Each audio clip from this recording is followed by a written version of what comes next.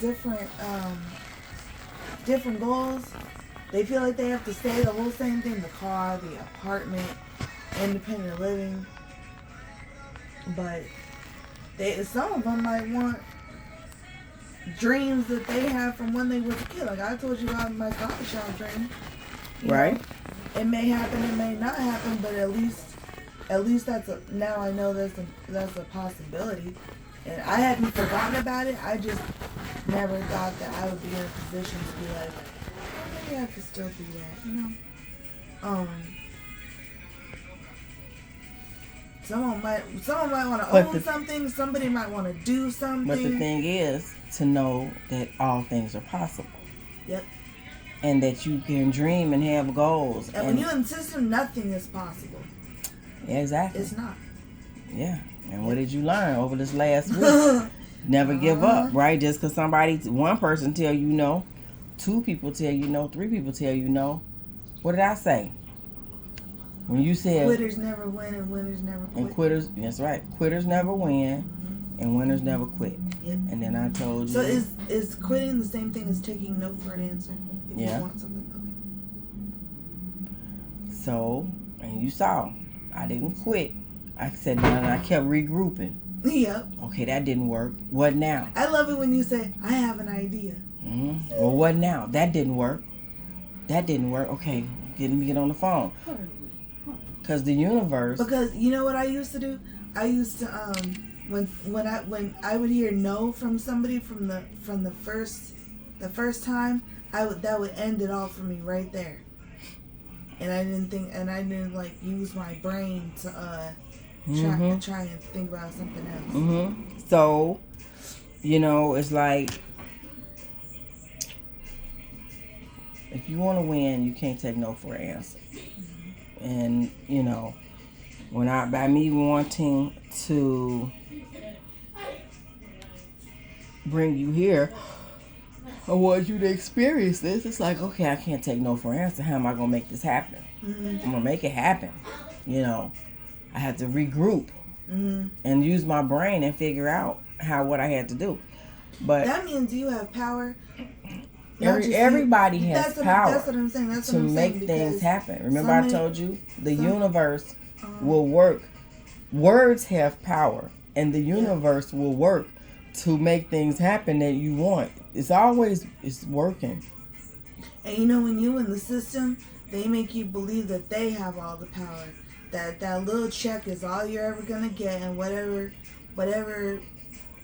they only give you enough to make you stay somewhere. If that. Yeah. And you're not living like that now, right? You learning. You learning that, it's a lot that you can do. It's a lot that you can have.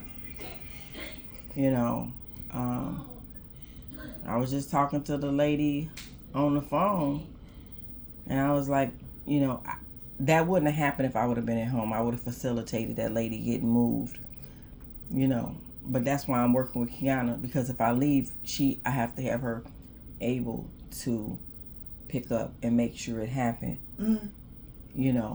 They didn't, whatever she said, they went on to the next person and sent the lady somewhere else, which might have been, a bad thing, because she needs something more stable. Like her mom was saying, she needs something a little more normal, like what we have with some, some structure. You're going to go to the program from Monday through Thursday. The doctor's going to come once a month, check your meds and reorder. The pharmacist's going to bring your meds every month. The nurse is going to come once a week. You can go to church. You got people to help you and stuff like that. And she was like... And it took me a full, year to realize that, because remember, I just wanted to be taken care of. But it took me a long time to realize that the people that were supposed to take care of me, who were getting my money, they weren't really taking care of me. They were just keeping me alive. Care is what you do. Where there's how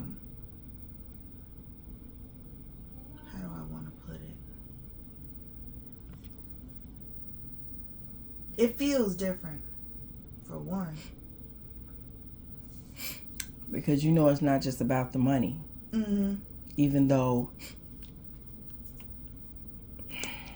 people are going to spend more money with the program that we have.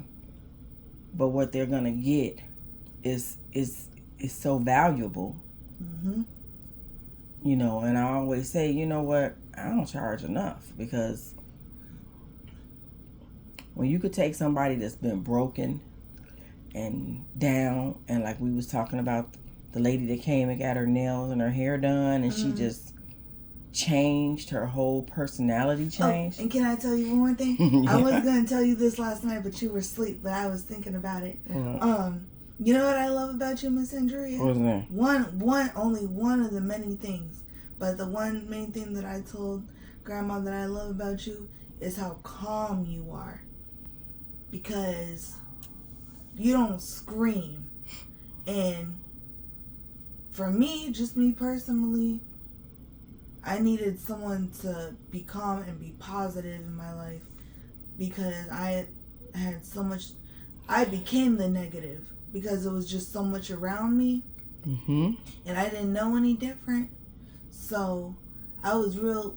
Remember when I came to you, I was all panicky and jumpy and I would freak out and stuff. And now I'm just like, okay. This too shall pass. Yep.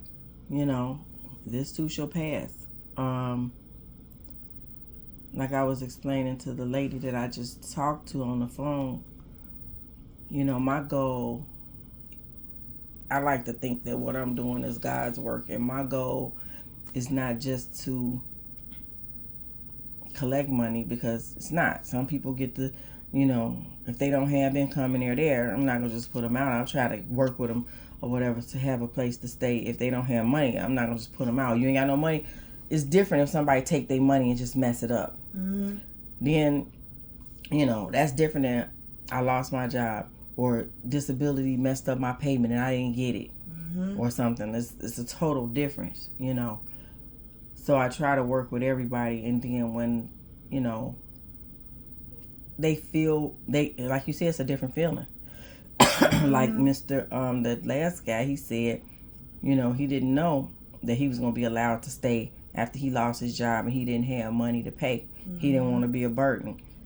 But when he came back from the shelter, I'm like, what are you doing in a shelter? You didn't even talk to me. You just packed up and left? Like, really? I'm like, the money is not that important. Sure, if you're getting money, you're gonna give your donations. It's gonna be, you know, it's gonna be a good amount. But the reason is because the reason we do that, you never know when you may not have some money coming in, and you may need to stay a couple of months while we getting your money straight, or you don't have income, or whatever the case may be. Yep. You know, but that I think happened to me. Remember? Yep, you kept saying, oh, you gonna put me out? Oh, you gonna put me out? I'm like, would you please go sit down somewhere? You know, sometimes I might try to scare you, like, if that money don't come, you gonna have a problem. Oh, Lord, what am I gonna do? But, you know, God is gonna make a way. And it should never be about the money. And when he puts you in a position to have money coming in, and to be able to take care of people, it should be more about taking care and doing his business, because he's gonna make sure that it's enough, you know. And sometimes it takes, even when you have it good, sometimes it still takes that one step back into what you used to do to realize how good you have it, and how that's not, once you have someone that cares about you and stuff and giving you good things in life, you can't go backwards. Like, and if you do, it doesn't feel right. Because you have a different mindset. Yep. And what you should be doing is what you're learning, which is positive, which is to pick people up when they're down, steer people in the right direction. You know, sometimes it's about giving people chance after chance after chance when they mess up. You know, and you guys don't understand it. sometimes. A lot of people don't understand it. They say, why are you being bothered with that? And why are you doing this? And why are you doing that? But my thing is, hopefully one day it'll click and they'll get it, and it'll make a difference. And then if not, one of my things that I always said was this, people can say whatever they want to about you. They can say things, they can lie on you, they can do this and they can do that. But one thing they can't change is the truth. Mm-hmm. And when you're dealing with a lot of people, and I know that my truth is to be fair and to take care of people. Mm-hmm. It doesn't matter what somebody else say. They can lie and say whatever they want to say, because guess what? The people that's important is my friends and my family. You guys that I'm taking care of, you guys know the truth.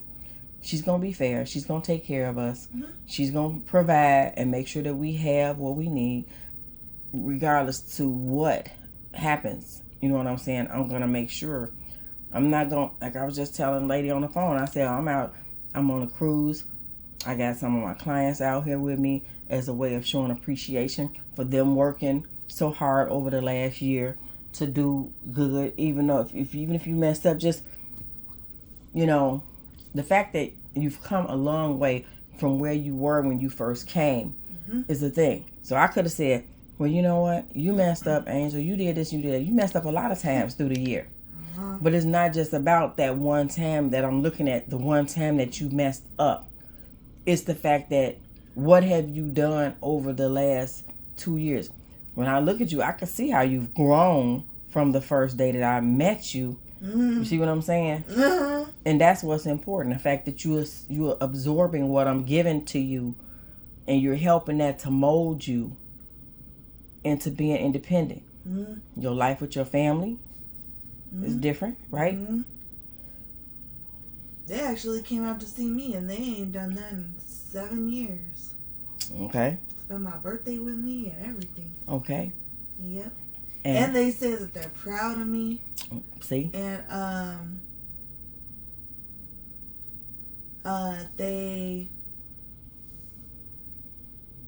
I used to hear tension in their voices when they would talk to me, because I was either always asking for something, and if they told me no, I would throw a fit. And now they're like, they'll still help me because they know I'm not gonna freak out if they say no. Okay. And you learned about respect. Mm-hmm. Mm-hmm. Yeah, that's why we have good conversation. And you learned about disrespect and how not to disrespect your parents and other people. That's not tolerated. They respect me more when I respect them. Mm-hmm. Yeah. Yeah. They're willing to help you more. Yep. Because they see now you're acting like an adult and not like a little kid. Why? You know what I'm saying? You're more, sometimes you got to just think about what's going on, because something you said, I don't remember what it was, and I said something, and you said, but why? And I snapped. Don't ask me why, because I said so, or something. And then you told me that a couple times. But it was the last time. And I don't remember what it was you was asking me about, and then you came back. Probably cigarettes. No. I don't think it was cigarettes, because you came back and you said, you changed it, and you said, well, I was asking you that because... Oh, I remember that. And I said, well, now I can relate to what you're saying, because you're addressing me like an adult and not like a kid. What that was. What was it?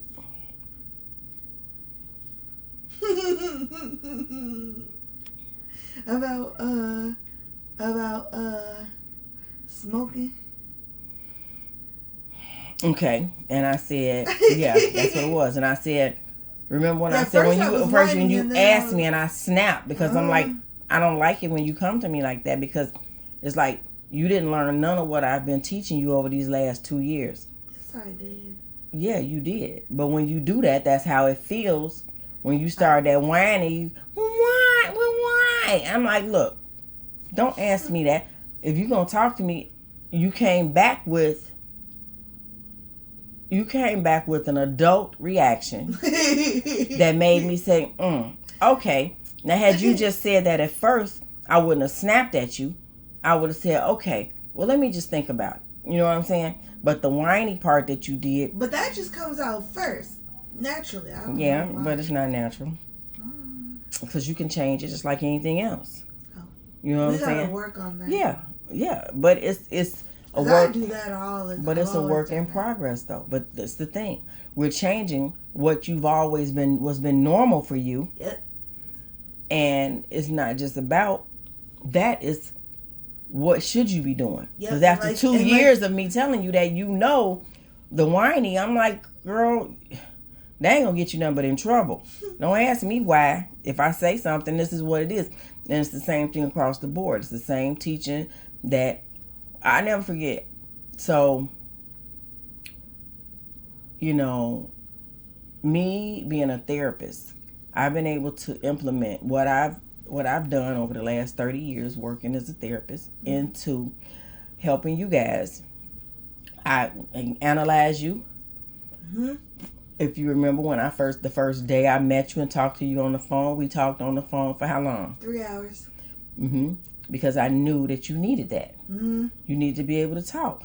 When I sat there and I listened to you and I analyzed a lot of what you said. That's because when I first met you, I was in front of other people and I couldn't tell you everything that I needed to tell you because I was scared. Mm-hmm. And then when you talked to me on the phone, everything just started coming out.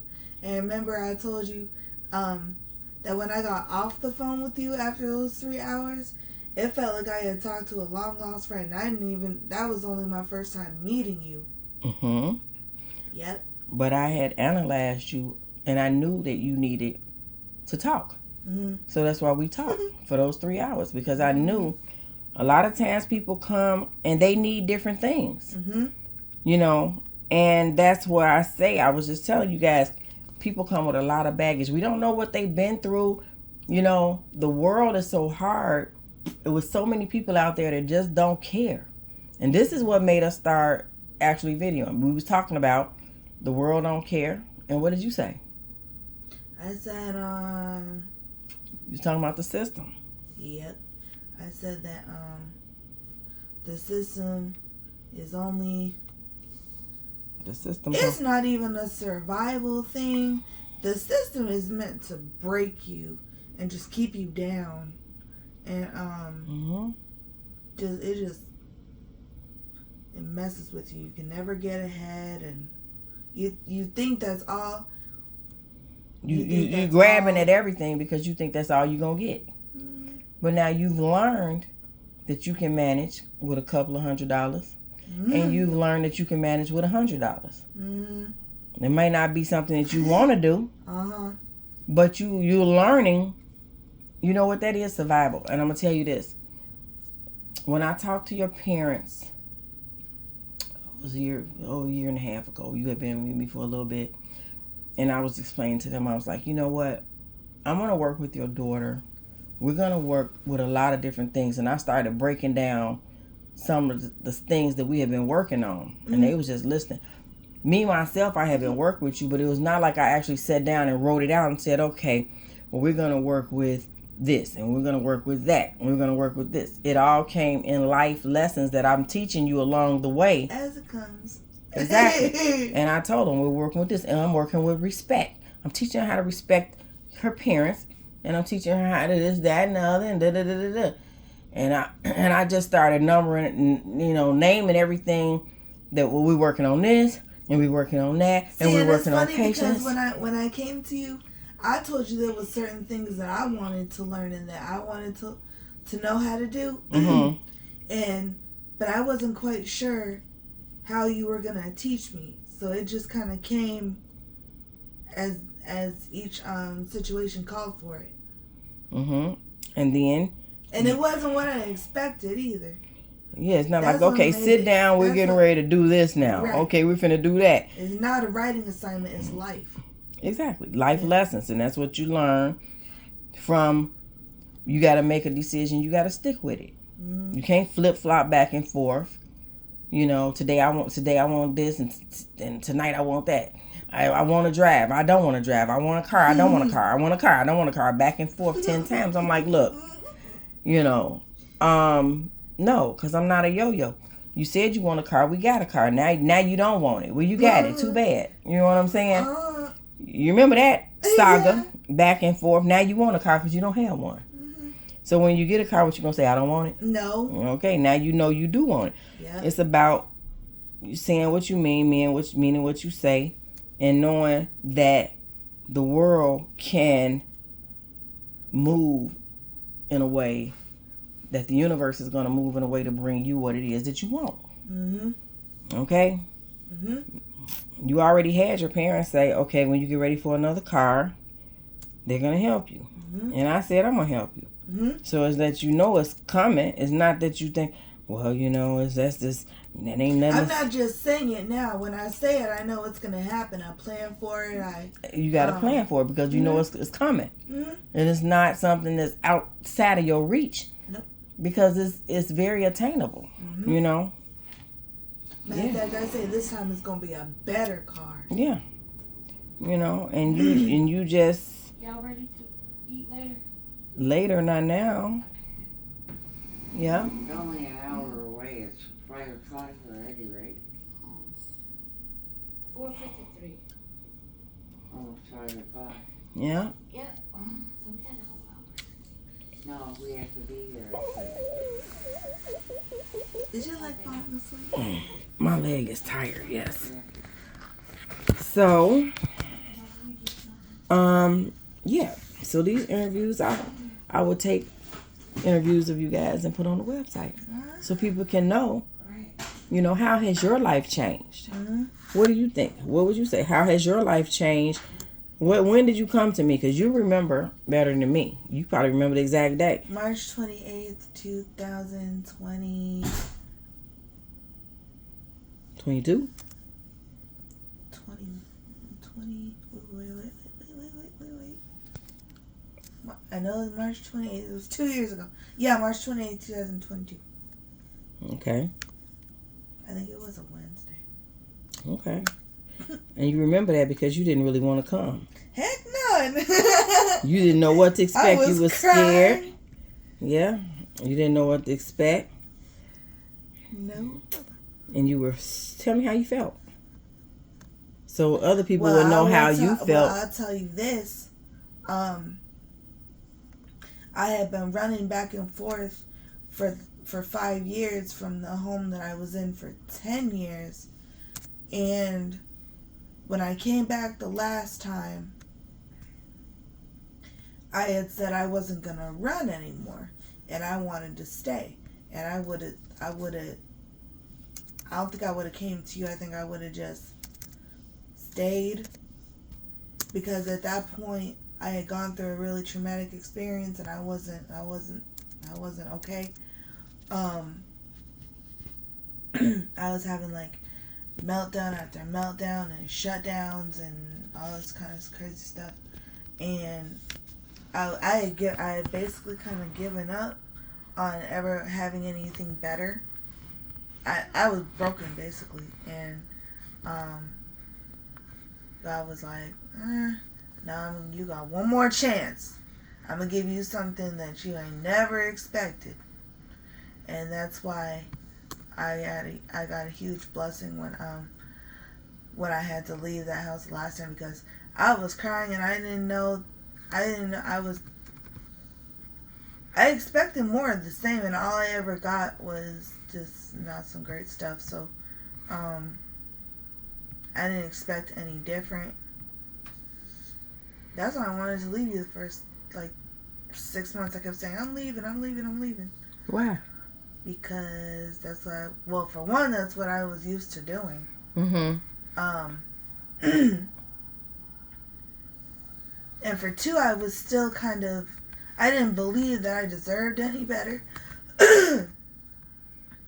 And I really,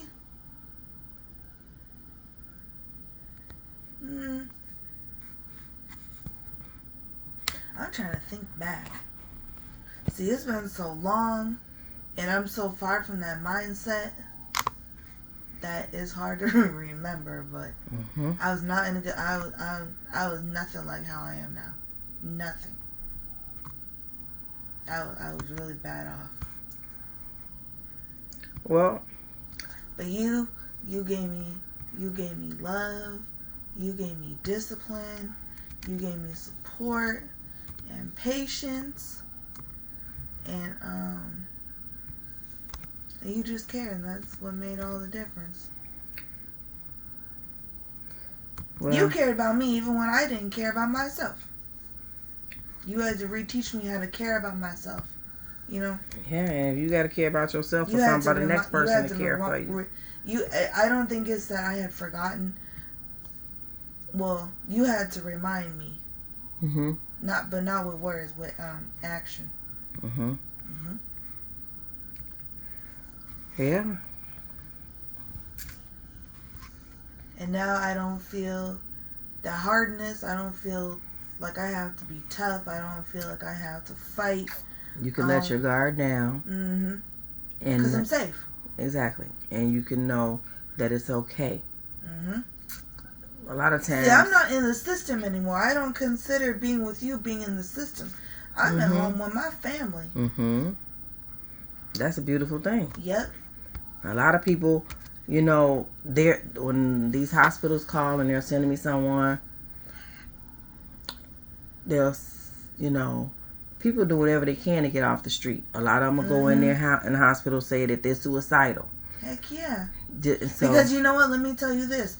That is the only way that you're going to get help. so, If you go in there and you tell them, I don't feel right or whatever, you might not have a doctor. You might not have no way to get medicine or anything. So you have to tell them that just to get some help. So a lot of times when I ask them to send me over the patient's information, like I'll read through it and I learn to look for specific things. Mm-hmm. It may say suicidal. Mm-hmm. It may say blah blah this and blah blah that. That's why I ask to speak to the person. Mm-hmm. You know what I'm saying? When I talk to them, I can get a feel for who they are and what they and how they feel and everything. I can get a feel for that because I learned to look past what the paperwork says. This person is suicidal and blah blah blah blah blah. And I learned that people that's homeless, they'll say whatever they need to. They go to the hospital and say I'm suicidal. They'll do, you know. You don't even have to meet the person. You can hear in their voice if they just crying out for help. So, yeah, a lot of people that come, they just need, they're like I said, they may have been homeless. They need somewhere else, you know. Like I was just telling the lady, I'm like, you know, for some reason when people get to me, it's beyond, you know, I'm in a group home. We don't consider it a group home. Nope. You know what I call us? What? Members. Members. Because we're a family. So when we get someone new, we get a new member of the family. Mm-hmm. Sometimes we have to lose a member of the family. Mm-hmm. But I call us family members. That's very good. Yeah. It's very good. I say clients, members, client. Okay, that's good. Mm-hmm. But yeah, it's all about, you know, being, you're a member because you're part of something. You don't realize it when you come, right? But you're a part of something. But once you've been there for a while and you realize that you don't have to go nowhere, people get comfortable.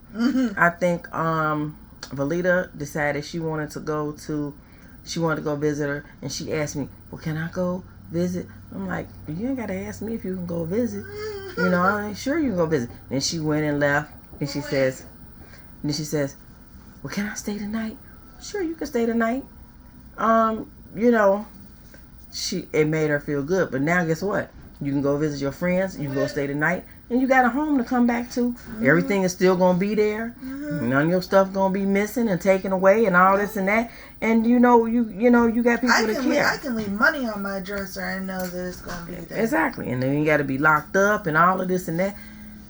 And that's a beautiful thing. That's home. That's home. You know. That's part of angelic home. The angelic home. I never thought about that. It's not a house. It's a home. The angelic home. You know. And it's it keeps getting better. Mhm. Parts of the program keeps evolving. You know, now you got the doctor, you got the nurse, the pharmacist. You know, And our doctor is awesome, and our nurse is too. But our doctor is amazing. and we got another guy that they sent Remember over, what she- Pastor John. remember Even what Pastor she- John that comes Huh? out. Pastor John. He comes. He comes. He was referred from U-Turn. Pastor John. He comes out to take them. He's taking them somewhere out, Oh yeah, he goes to the other house. right? Mhm. And he it's another lady to come in. She does the medical stuff. Talk about the medical stuff, and she brings food and snacks for everybody for the day. Mhm. And just people that come in to do the Yeah. training. Pastor Ron Mhm. that come in to kind of motivate and keep people on the right track. Mhm. So it's like a little program that we have. Do you remember what Dr. Habiba saw in me? When she said you're autistic, Yep, yeah, and you said you have been trying to figure out how long. my whole life.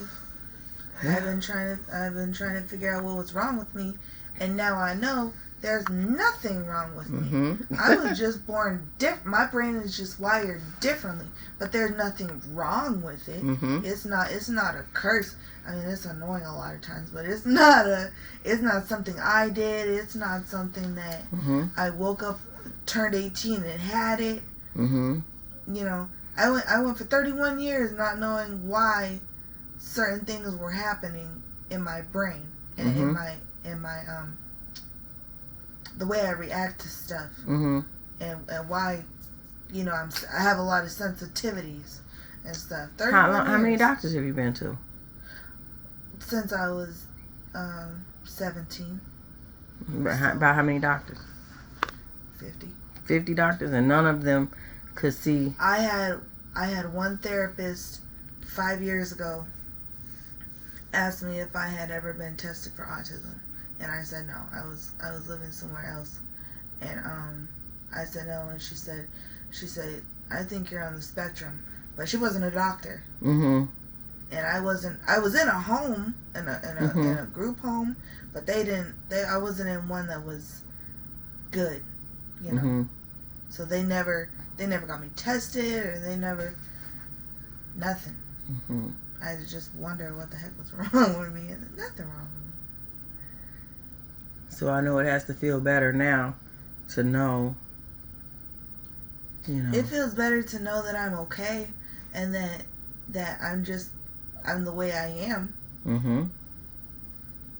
Yeah. I can imagine that, going through life thinking something's wrong and not knowing why you were different, and Mhm. people treating you a certain way, trying to figure out what was wrong. And Dr. Habiba, she called that out pretty early on, didn't she? Mm-hmm. Mm-hmm. Mm-hmm. Yeah. Pretty awesome. Yep. Yeah. I think it gets to be a bit much, but like I said, as we expand, you know, you guys that's been there longer will get different roles where you'll get paid to help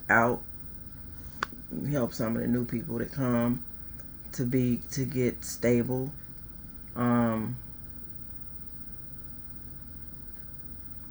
Yeah. You remember the first job you ever gave me last summer?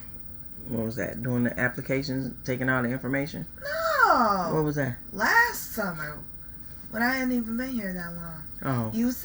You told me we were in the Well, kitchen. last summer. And you Last summer, not Yeah, it this was- summer. Right. Okay. 2022.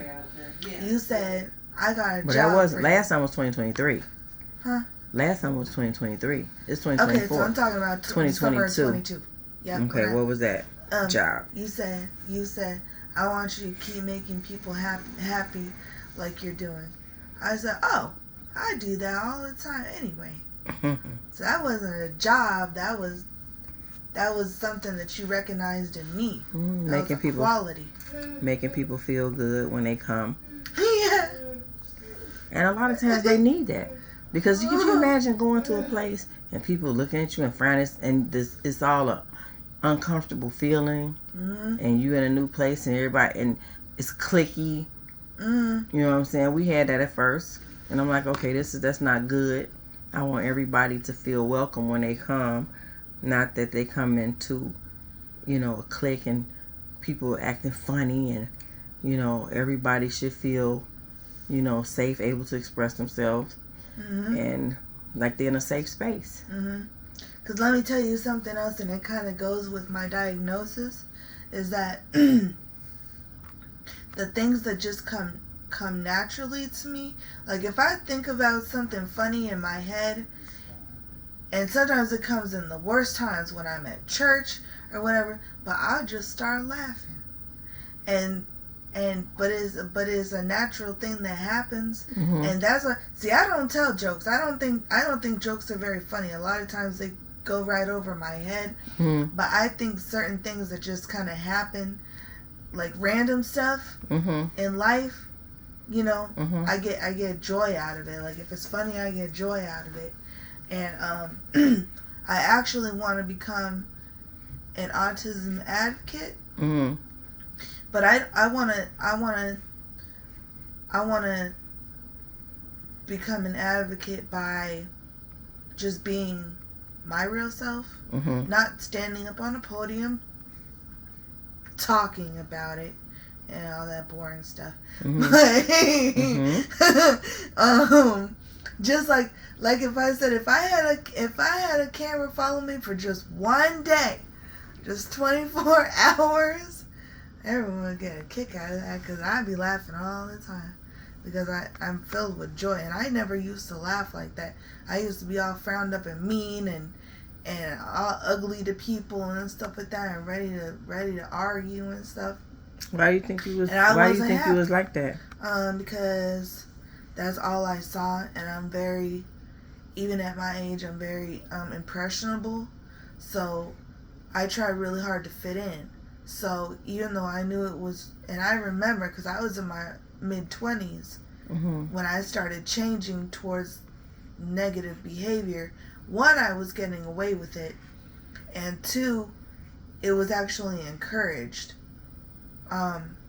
which was horrible because it wasn't right. But I would get praised for bullying people. Well, how did you feel when you got here and then you got in trouble a lot for bullying and not? How did you feel about that? How did I feel about getting in trouble? I mean, how did you feel? Or what did you think when you would get in trouble for what you used to be praised for, but now you get in trouble for it?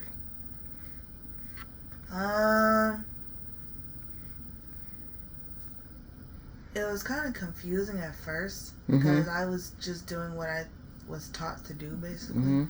But I had to be reminded that I wasn't raised like that, and you don't treat people bad. You treat people good. You don't talk about people and call names and stuff. Because I don't like it when people did that to me, and I learned how to laugh it off, but it still hurt. So even when you're making fun of somebody and they laughing, it's not funny to them. They be really hurt. And you a lot of times over the last 2 years, you tell me all the time, you ask me, you put me in that position to,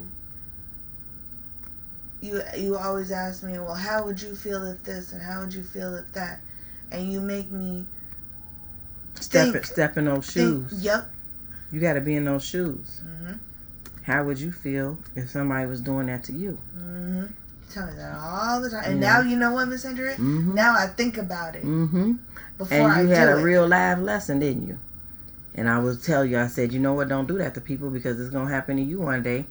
Don't do that to people, it's going to happen to you one day.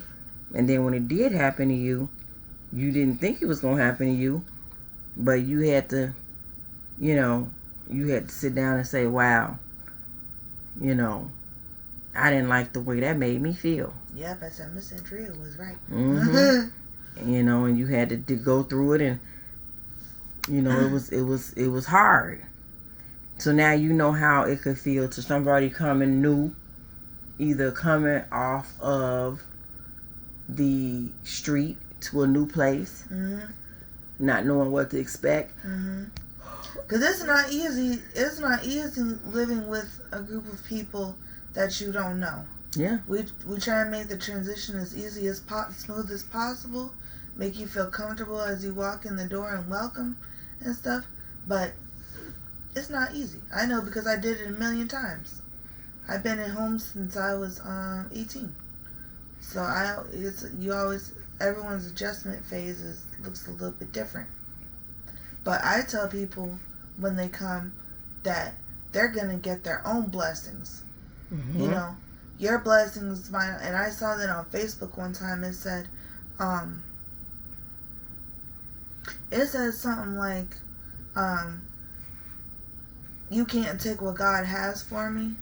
So I tell people, like, the jealousy thing doesn't work because you can't stop the blessings that God has for me, and God has his own blessings for you, and they might look different.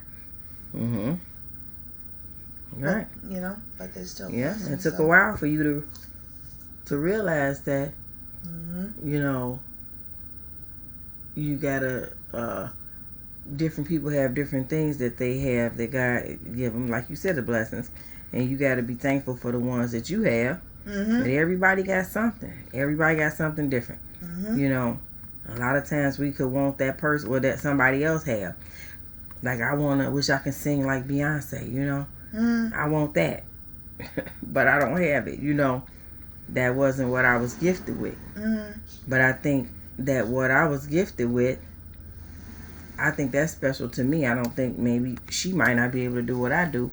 And that taking the people and molding them and showing them, compassion and love and care and comfort and security. You remember when you told me that I had to learn to share, and I'm still learning that a little bit. I got most of it down, but I would never get jealous over possessions. My thing was more about if I felt someone was getting the attention that I wanted or the time that I wanted from someone important, I would get real jealous and act out. And you had to teach me how to share, because you got a whole lot of love for people. Yep. It's enough to go around. It's enough for everybody to experience. Yep. So, if you had to say, if somebody asked you what would be the what you got most out of coming to Angelic Home of Hope, what would you say?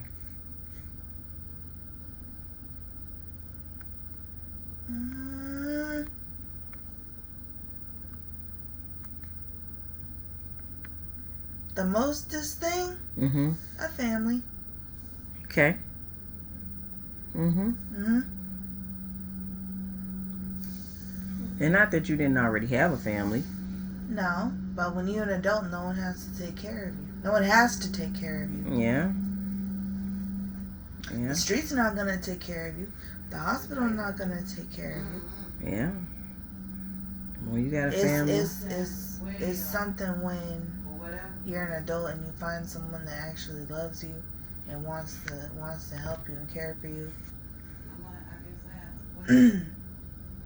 Yeah. All right. Well, thank you for the interview. You're welcome. And we're going to go back Did I do good? You did good. Perfect. And we're going to go back to, we're on this cruise. Laura! We're on this cruise.